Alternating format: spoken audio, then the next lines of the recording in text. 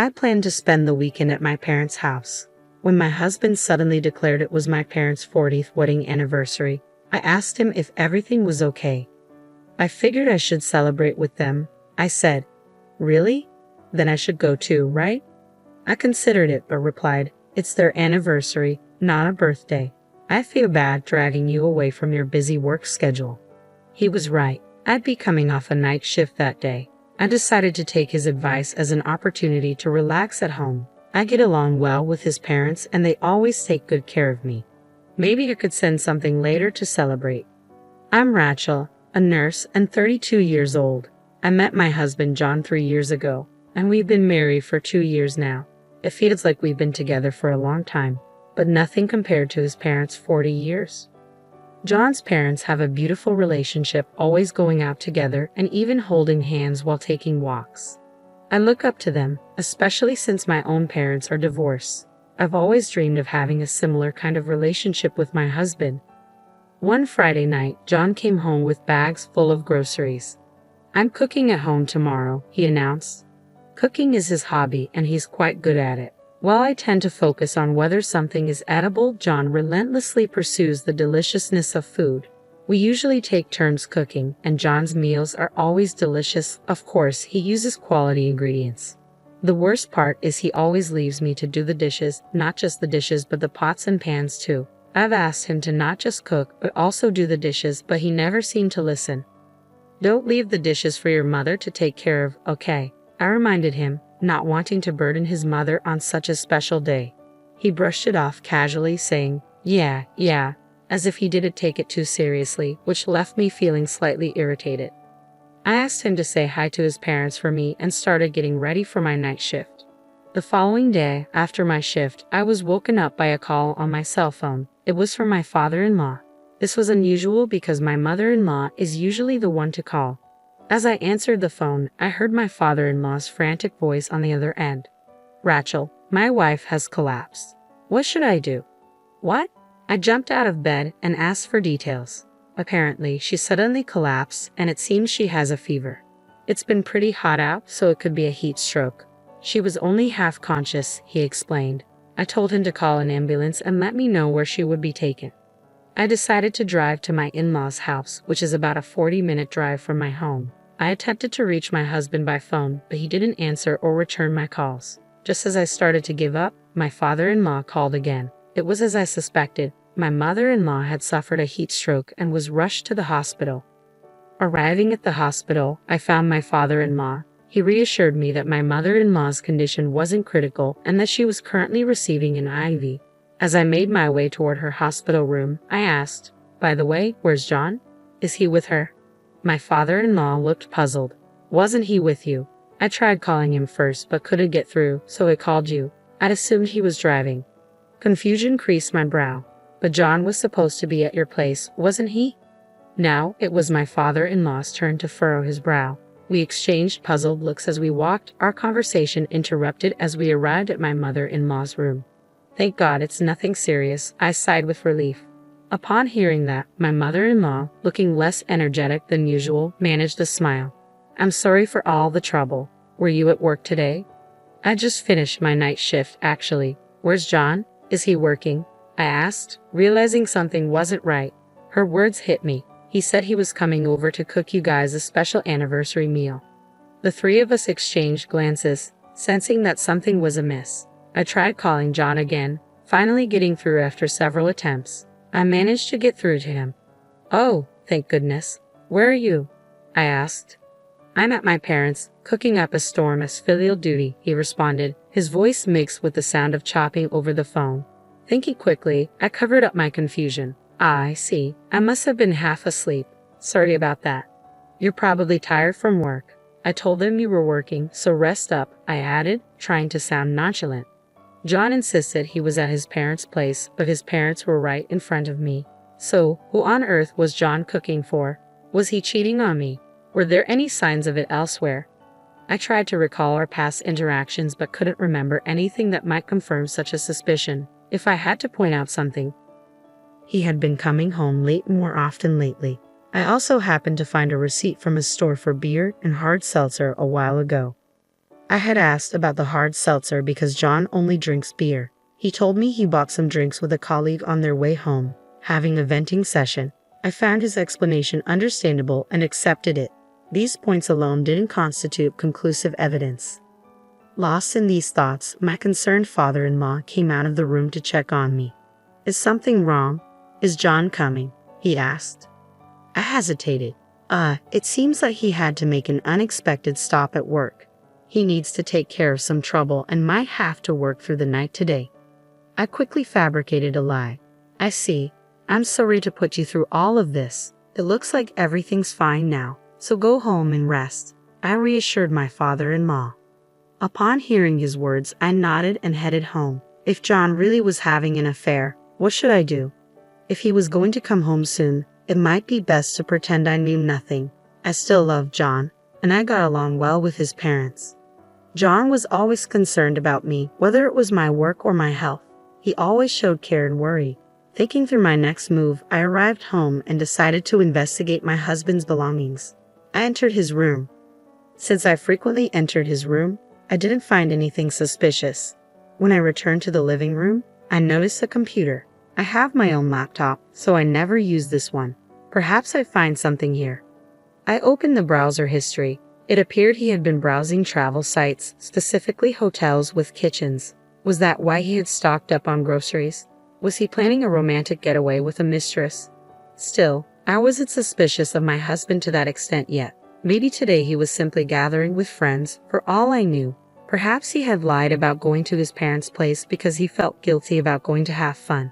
While I was at work, a disturbing realization shattered my thoughts. I stumbled upon a bookmark for a photo-saving site on John's computer, and with a sinking feeling, I found undeniable evidence of an affair. There were numerous photos of John with another woman at romantic spots, amusement parks, and some appeared to be from trips they took together. Shockingly, there were even intimate photos among them. What's worse, it became clear that this had been going on shortly after we got married, meaning John had been deceiving me for 2 years. The realization hit me hard, and I knew I couldn't continue living in denial. I also discovered their email exchanges. In one email, I learned that the other woman shared the same birthday as me. Reading through their correspondence and seeing the photos, I saw that he showered her with jewelry and watches for her birthdays, while I received practical gifts like aprons or recipe books to improve my cooking online.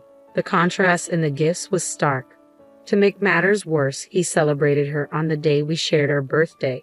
Despite my occasional night shifts, I never imagined she was the one he prioritized over me. My feelings toward John underwent a complete reversal. The other woman turned out to be a junior colleague of John's who had even attended our wedding.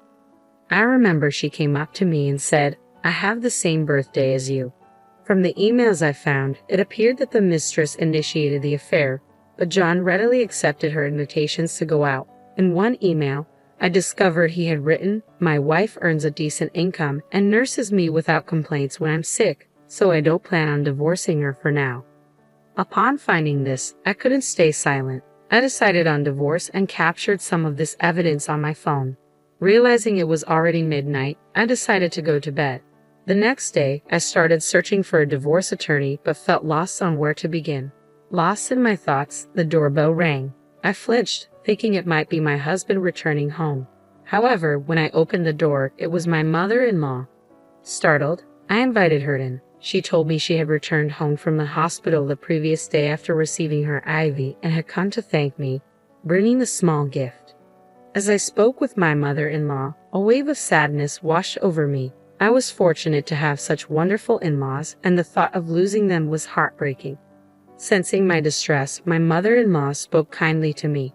"If something's bothering you, you can talk to me about it." Moved by her words, I couldn't hold back. I poured out everything to her. When I finished, I worried she might be angry at what I had said about her son. "Is that true? That's unforgivable," she said solemnly. I showed her the evidence of John's infidelity, and she became increasingly upset. "Cheating makes no one happy. Why would John do something like this?" she exclaimed. Then, to my surprise, my mother-in-law made a proposal I hadn't expected. "Rachel, why don't you pack your bags and come to our house?" "What?" I was still taken aback when my mother-in-law began making a phone call.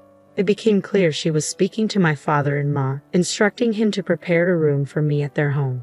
Encouraged by her support, I started packing my essentials. I grabbed a change of clothes and my laptop. We decided to handle the larger items later. After loading my bag into my car, my mother-in-law joined me and we drove to their house where my father-in-law welcomed us.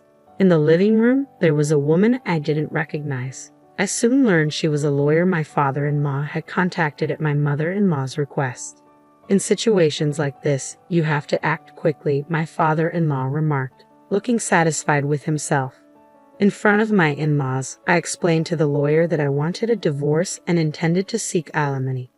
I struggled to keep up with the sudden twists of events, but expressing my intentions gave me a newfound sense of determination. The realization that I was being treated like a cash cow by my husband and his mistress made my blood boil, and even his own parents were furious at his behavior. That night, I received a call from home. "Where are you?" I dropped my cell phone in water and couldn't contact you. "Sorry." John's voice came through. The sound of his voice only fueled my anger. "I've moved out. It's up to you whether you want to stay or move out. I'll collect the rest of my belongings by the end of the week." John started to panic. "What? What are you talking about? What's happening?" His words did nothing but increase my fury. "You've been cheating on me, and now you're asking what's happening." John, appearing confused, began to babble, asking how I found out. That was when my mother-in-law took the phone from me. "Come home immediately," she commanded. "Huh? Mom, what?" I was bewildered, but ignoring my confused husband, I hung up the phone. Less than an hour later, John arrived at his parents' house. "Rachel, what's going on? Why are you here?" he asked urgently as he rushed inside, hastily opening the door. "How did it feel to cook homemade meals for your mistress in a hotel with a kitchen?" I confronted him coldly. John went pale at my words. "How did you have the nerve to say that? We were going to celebrate your parents' 40th anniversary with a homemade meal. You had the audacity to go on trips with your lover while your mother was in the hospital. What happened to Mom then?" I accused, my anger unabated. At that moment, John's father emerged and started yelling. "Your mother was taken away in an ambulance. I called you several times. You're not welcome in this house after today. Once we're done talking, don't ever show your face here again. I want you to return the car you drove here. It's still in my name," John's father demanded, snatching the car keys from him. Knowing how inconvenient it would be for John to lose his commuting option, I felt a bitter sense of satisfaction. My mother-in-law emerged, her voice filled with anger. "We know everything about your shameful affair. Your father and I are on Rachel's side. With our lawyer already gone, I directly expressed my intention to get a divorce." John's face turned pale as he panicked. "Divorce? We can't. I always help with household chores. I even cook." His desperate reaction made me sigh. "Helping out with household chores? You mean taking out the trash or putting away laundry? You don't even know how to use the washing machine. Have you ever cleaned the bathroom or the toilet?" "But I cook," John insisted. His words made me snap. "You claim to cook, but cooking is complete when you clean up afterward. You buy fancy ingredients, cook, and then act all smug, saying, 'Isn't it delicious?' Of course it's delicious. Shouldn't you consider the food expenses when cooking?" John, obviously irritated, retorted, "Ha, my dishes taste way better than yours. Cleaning up is easy. It's the cooking that's hard. Just yesterday, my girl told me everything was delicious." He was clearly referring to his mistress. Of course, in a hotel kitchen, you don't have to worry about cleaning up. She got to enjoy the expensive food you bought with your money, so of course she thought it was delicious. John, not liking my tone, snapped back, "Fine then, let's get a divorce or whatever. I'm done with you." He stormed out of the house. With his car keys taken away by my father-in-law, he reluctantly started walking. He looked pathetic from the back. The following day, I began making arrangements for the divorce, feeling a mix of relief and determination. I closed the bank account from which our living expenses were withdrawn. I wasn't going to pay rent or utility bills with my money anymore. I sent the divorce papers to John, ensuring to include a substantial claim for property division and compensation for emotional distress. Perhaps out of rage, John agreed to the divorce and even the financial terms. He made a single payment to cover the expenses, but it appeared his savings fell short, forcing him to take out a loan from a consumer loan company. When I went to pick up my belongings later, I noticed some unfamiliar items in the house. Perhaps the mistress had moved in, but that wasn't my problem anymore. I demanded compensation from the mistress through my lawyer as well. A month later, I received a phone call from my ex-husband. I'm receiving bills for rent and electricity. He just realized it now. Well, that's to be expected since the bills weren't being automatically withdrawn anymore. Of course you're receiving them. I've closed the bank account we were using for withdrawals. My ex-husband was speechless. Why should I be responsible for paying rent for a place I don't even live in? Your standard of living will have to drop a bit, but you guys will figure it out. Although I doubt you can afford to keep living there on your salary. With that, I hung up the phone. He makes about half of what I make. If he pays the rent, he'll hardly have any money left for living expenses. The truth is, I had been covering a significant portion of our living expenses. My ex-husband later asked to reconcile, but of course I ignored him. According to John's parents, he became uncomfortable at his job and quit. He showed up at their place, but his father turned him away. I had already moved out of his parents' house and rented an apartment. I don't communicate with my ex-husband anymore, but I occasionally get in touch with his parents and we still have a good relationship. Seeing them walking hand in hand to this day, I made up my mind to find someone with whom I could eventually have such a relationship.